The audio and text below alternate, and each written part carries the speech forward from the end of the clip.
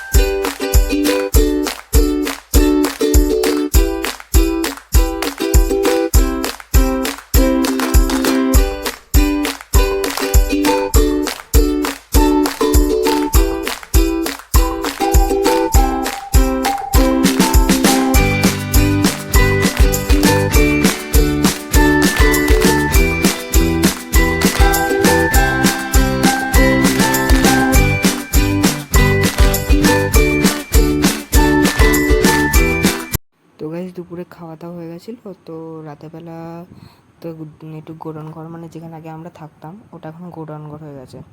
তো ওটাকে এখন গুছানো গাছানো হচ্ছিলো। তো আমি ভাবলাম টাইম ল্যাপস করি, দেখি কবারের মধ্যে মানে এই মুইটা এই ছোটো বস্তার মধ্যে ট্রান্সফার করা যায়। তো মোট 13 বারের মধ্যে মুইটা এই বস্তার মধ্যে ট্রান্সফার হয়ে গেছে। দিদি দেখতে পাচ্ছ জিনিসপত্র গুছাচ্ছে, আর আমি মুড়ি ভরছি। তো আজকের মতন এইটুখানি কি বলবো, কারণ কি এরপর আর ভিডিও হয়নি, রাত হয়ে গেছিলো অনেকটাই। তো আজকের মতন এখানেই শেষ। লাইক করবেন, শেয়ার করবেন। আজকের জন্য নমস্কার।